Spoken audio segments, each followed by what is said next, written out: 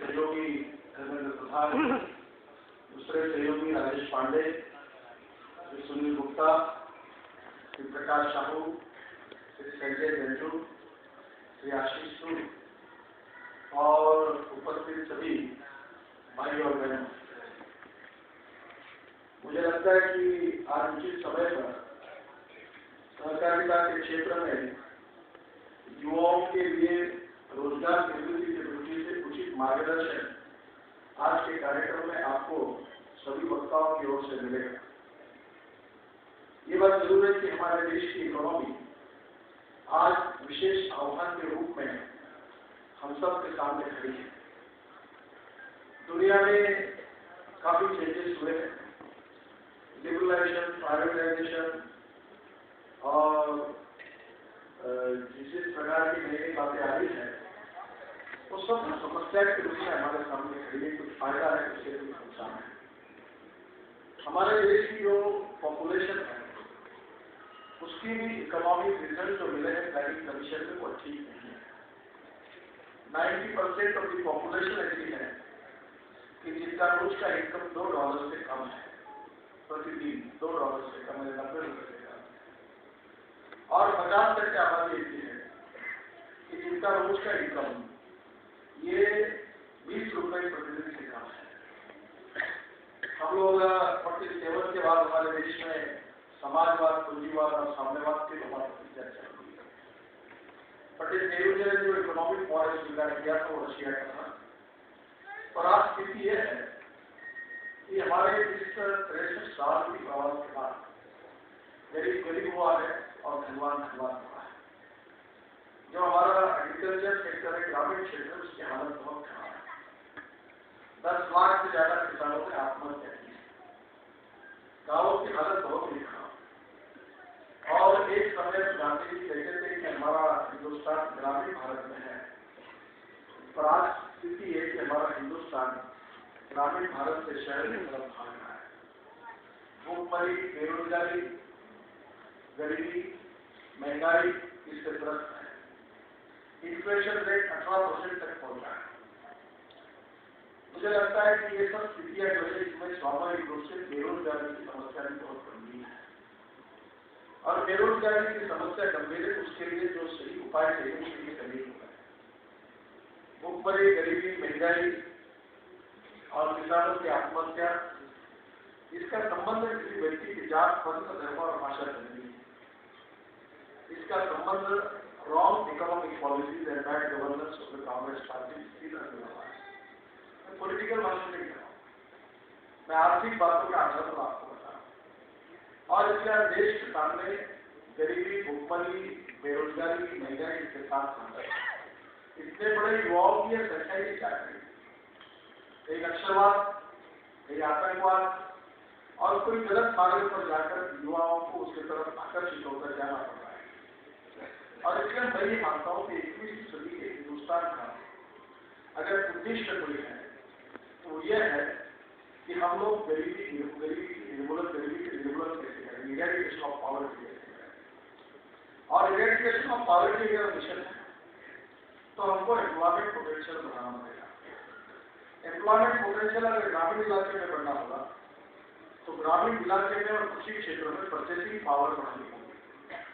Purchasing power अगर बढ़ानी होगी तो वहां कुछ कैपिटल इन्वेस्टमेंट आनी चाहिए और कृषि क्षेत्र में उत्पादन ग्रोथ रेट बढ़ना चाहिए। और ये बातें जब करेंगे तो ग्रामीण भारत में रोजगार की निर्मित हो सकती है। और दूसरी ओर जो इंडस्ट्री है जिसके कारण हम बेरोजगारों को रोजगार दे सकते हैं, उसके लिए water, power, transport and communication एक 4 बातें बहुत जरूरी है।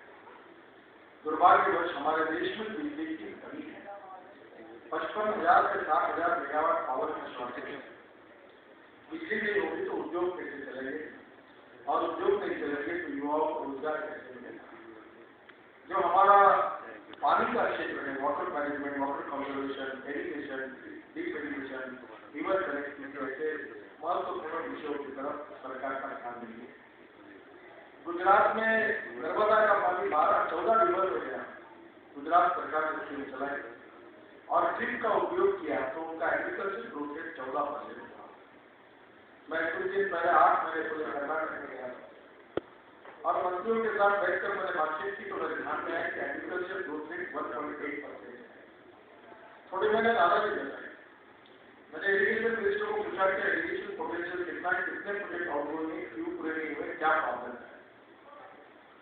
और मुझे इस बात का खुशी है कि 8 महीने में मैंने उनको कहा कि इसको सुधार करते कुछ उपाय उनको सुझाए गए, उन्होंने उसको स्वीकार किया और कर्नाटक के पहला राज्य देश में जिसने कृषि के लिए इंडिपेंडेंट बजट तैयार करने का निर्णय किया और इस पर ध्यान आकर्षित करके उसके ऊपर काम करने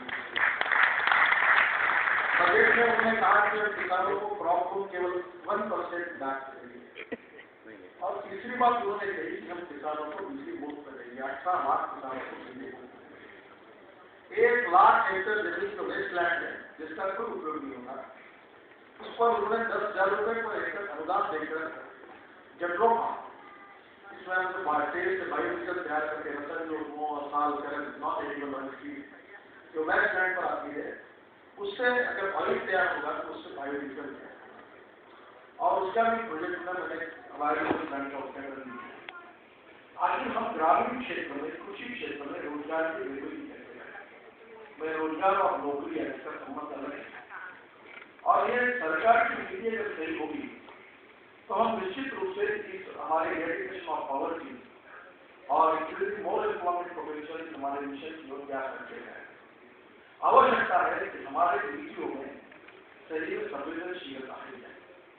विकास तो विमुक्त दृष्टिकोण है और जो समाज का शोषित पीड़ित व्यक्ति है जो सोशली इकोनॉमिकली एजुकेशनली बैकवर्ड है उसको केंद्र बिंदु मानकर हम कोई नीतियां बना रही है। मुझे लगता है कि बहुत सी बातें आपको परेशान की ये कठिन है पर आवश्यक है। We can change the social economic scenario for country. और इसमें और एक नई बात है जिसके लिए राजेश ने मुझे कहा थोड़ा सा मैं अपना अनुभव आपको भी इसमें बताना चाहूँगा। मुझे लगता है कि हमको जो अच्छे संस्कार मिले कि समाज के गरीब व्यक्ति के लिए हम काम करें, देश के लिए काम करें, हम गरीब मिटाने के लिए काम करें, रोजगार की डिलीवरी के लिए काम करें, हम देश में जो देश को भय भूख और आतंक से मुक्त करें। एक तरफ सुरक्षा के विषय पर जब हम जागरूक हैं, आतंकवाद से लड़ने की इच्छा रखकर उसमें हिम्मत से काम कर रहे हैं, दूसरी ओर आर्थिक उन्नति और विकास की योजना बनाए। मैं एक 8 साल पहले हमारे महाराष्ट्र में डॉक्टर वामनराव पै करके एक युवा है उनके भाषण सुनने के लिए गया और उनके भाषण में उन्होंने कहा कि तुम सुजात जोनाता शिल्पकार, you are the architect of your own social economic. मुझे बड़ा विचार अच्छा लगा। अब भी मैंने तय किया कि इस पर हम काम करें कि सरकार और भगवान गॉड एंड गवर्नमेंट ये तो है परिचालन किसी शक्ति का हाँ हमारे सिस्टम को कर देंगे। और मुझे आज 8 साल के बाद हमने छोटे छोटे काम शुरू किए। जिस बाबू का उल्लेख किया हमारा एक हैंडलूम और हैंडीक्राफ्ट में घर से ले जाकर उसकी यूनिवर्सिटी बनाने की बात हम कर रहे थे। 5,000 आदिवासियों को बाबू में ट्रेन करने का काम हो गया। मैं नहीं करता हूँ, मैं अध्यक्ष होकर मेरे साथ जो बाकी जुड़े लोग ज्यादा परिश्रम करते हैं। फिर किसानों में ही काम करने का चाहिए और आपको बता दें तो मुझे खुशी होती है कि हमारे 20,000 मेंबर है, 90 करोड़ की इक्विटी है, 1 लाख रुपए का मेरा शेयर है और 500 करोड़ के आगे का हमारे पास है। हम लोग बायोमास से पावर जनरेट करते हैं। 3 शुगर फैक्ट्री हो गई, एक शुगर फैक्ट्री 2 लाख लोगों का भला करती है। अब उसके साथ साथ जोड़कर हम काम में डिपार्टमेंटल स्टोर एक्सचेंज शुरू की पूर्ति के नाम से। फिर biodiesel, ethanol, bio fertiliser, 5,000 ton bio fertiliser तैयार करते हैं। फिर बायो मिथेन से 2.5 मेगावाट का पावर तैयार करते हैं और बायोमास और बायो मिथेन इससे हम लोग 36 मेगावाट पावर तैयार करके 16 करोड़ की बिजली मुंबई को हर महीने में देते हैं। अब धीरे धीरे हमको हार्वेस्टर मशीन ट्रक मिलने वाले तो मैंने कहा कि हमको 1000 ट्रक चाहिए। तो हमने हमारे कार्यकर्ता और युवाओं के नाम लिखाकर कहा कि एक को एक ट्रक दे दो और उनको 8 महीने काम भी करने दे दो ताकि वो काम करें। फिर सोलर में काम शुरू। आपको ताजुब होगा इस सोलर एनर्जी का आज इतना लोडशेडिंग है। पहले हमें चाहिए कि विद्यार्थी परीक्षा के समय एग्जाम में अध्ययन नहीं कर सकते, लाइट सोलर तो हमारे यहाँ के इंजीनियर्स को मैंने कहा कि आप इसमें कोशिश करो। तो 3 वैट के एलईडी बल्ब, 4 बल्ब, एक सोलर पैनल और एक बैटरी ऐसा टेक किया हुआ एक थैली में रखा गया। उसकी कीमत बाजार में 16,000 रुपये थी। मेरा कितने में बनाया? 7,000, 7,000 कीमत। हम पावर में 2 पैसे हमको मिलते, बाकी हमको सामाजिक कार्य करना है। आपको ताजुब होगा कम से कम 10,000 यूनिट के ऑर्डर मिले और करीब अभी तक 1,000 यूनिट बेचे गए। अब हमने सोलर पंप डालेंगे डीसी करंट और वो चाइना से पंप बनाया, इंडिया में बना। कल हमारा एग्रीकल्चर एग्जीबिशन है, 5 लाख किसान देखने वाले। उसने सोलर फ्रिज तैयार किया, सोलर पंखा तैयार किया और सोलर कूलर तैयार किया और सोलर ड्रायर भी है अनाज को सुखाने के लिए, वो भी हमने भी बनाया।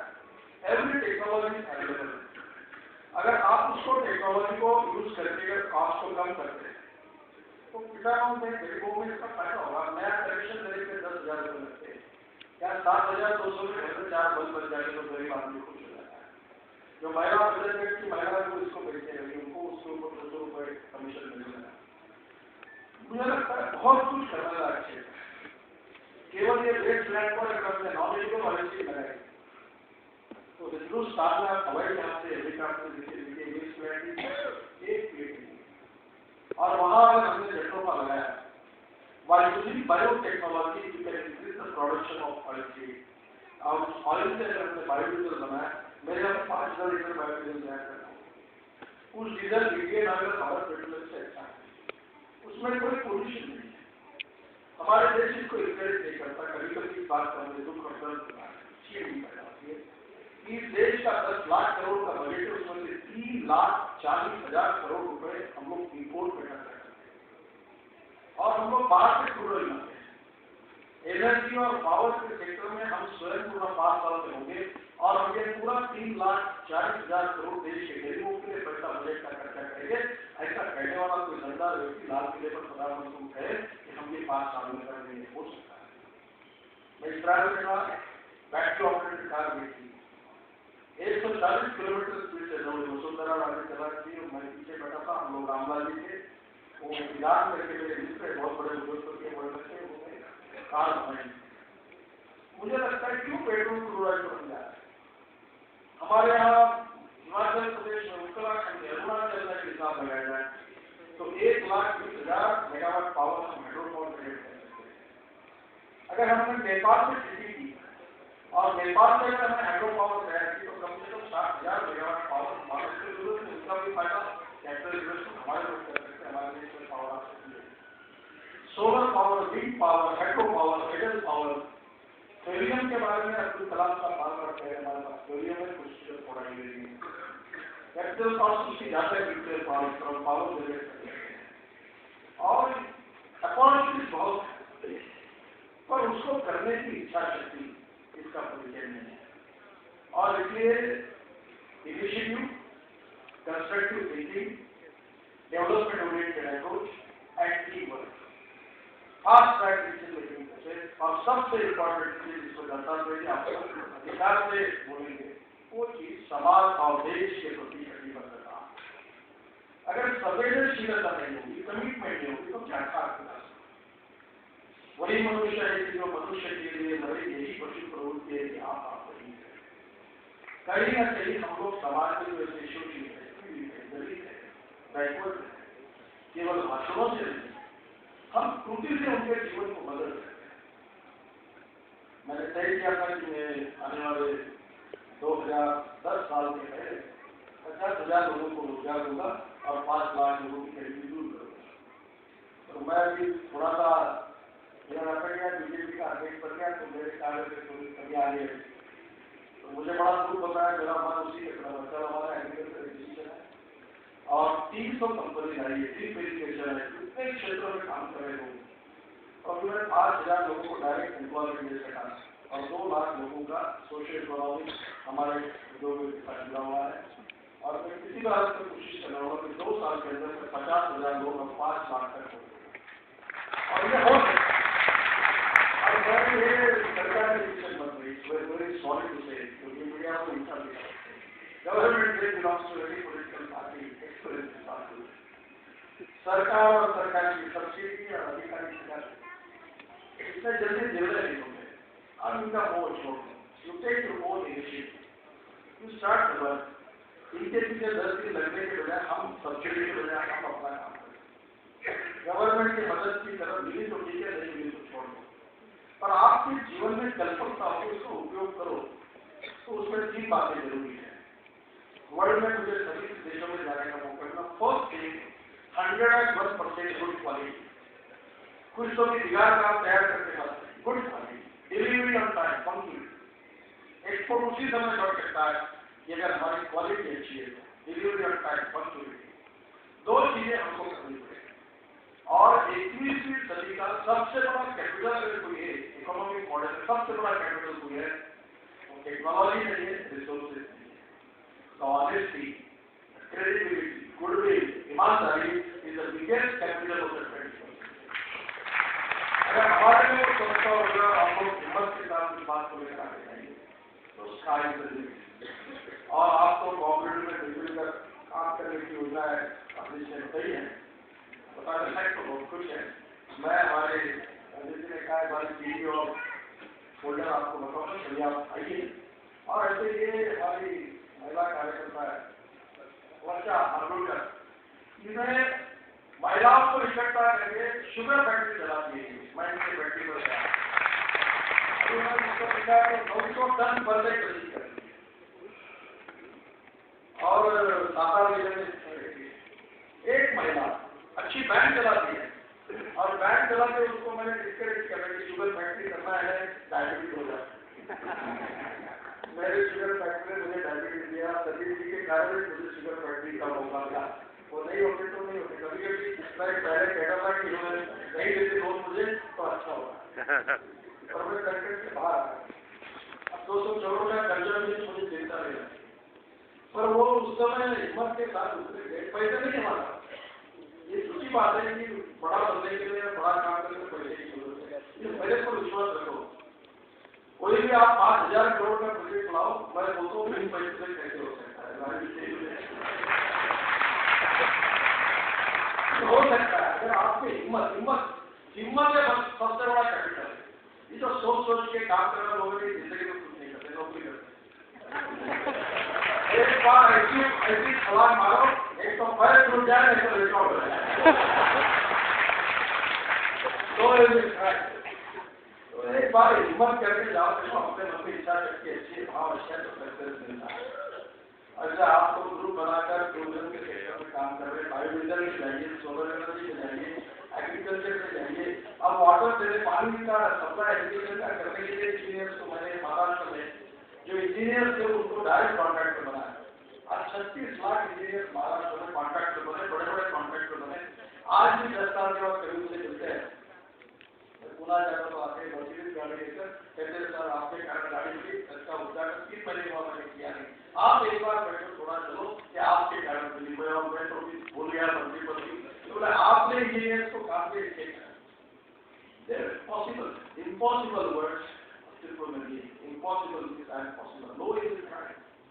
चिल्लर लोगों के जैसा देखो, बड़ा एम्बिशन रखो, कुछ करने की हिम्मत रखो, और आप एक अपनी स्ट्रॉन्ग इच्छा शक्ति होगी तो सब कुछ होगा। तो मुझे लगता है कि development oriented approach, team spirit, fast track decision making process और उसके साथ साथ constructive thinking, social and natural consciousness, और इस सब के लिए ऑनेस्टी और ईमानदारी। जो दत्तात्रेय जी हमारे मार्गदर्शक हैं, मुझे विद्यार्थी परिषद में यशवंतराव केडकर जी, बाबा मदनलाल जी, सदाशिव ग्रोवर के साथ काम करने का मौका मिला। और मैं भी सामान्य कार्य करता था, तो मैंने इतना तय किया कि सब कुछ अपना संभाल कर हम समाज और देश के लिए कुछ करें। अगर ऐसा थोड़ा करेंगे तो देश बदल जाएगा। आप भी बदलेंगे, देश भी बदलेगा, आपको भी काम मिलेगा और देश भी मजबूत होगा। हम बदल सकते हैं, बदलने की क्षमता हमारे बीच में है, और इस संघर्ष में अच्छा काम कर सकते हैं। आत्मविश्वास के साथ आपका जो कॉपरेटिव का काम है, उस कानून को बदलना चाहिए, क्योंकि ये सरकारी हस्तक्षेप जहाँ होगा, जहाँ जहाँ बड़े बड़े संकल्प के वहाँ बन जाता। आप शुरू होंगे तो काम होगा। मुझे कोई संकोच नहीं बात कहने के लिए, मैं कोई सब्सिडी मांगता नहीं, कोई एप्लीकेशन करता नहीं, और किसी को आगे भी नहीं। हमारे डिपार्टमेंटल स्टोर्स है वो कंप्यूटराइज। चॉकलेट हम भी खाए तो हमको वो लाया तो वो खिला सकता है कि कोई विदाउट मार्किंग वाला है, फिर आपसे हर बार पैसे मांगे कौन चेक देगा, काम करेगा, ईमानदारी में काम करूँगा। तो कभी कभी उसकी तकलीफ ज्यादा होती है और इसलिए कंपनी लॉ और कॉर्पोरेट लॉ दोनों की अच्छी बातों को इकट्ठा करके दूसरा लॉ बनाना चाहिए, अलाउ पीपल टू वर्क और अकाउंटेबिलिटी और ऑडिट के आधार पर उसका मूल्यांकन है। मुझे लगता है ये बदलते स्थिति को इसके लिए हम लोग प्रयास करेंगे। आप कॉपरेटिव में काम करिए, डेवलपमेंट ओरिएंटेड उपक्रमों को इनिशिएटिव को लेकर आगे जाइए और बहुत अच्छा काम आपके हाथ से होगा। आपको रोजगार आपका भी मिलेगा और लोगों के लिए होगा। मैं आपको शुभकामनाएं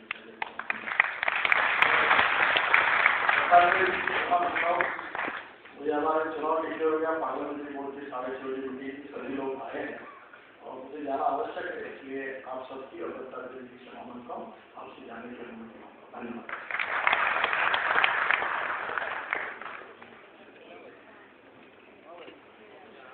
धन्यवाद जी, आपने बहुत कम समय में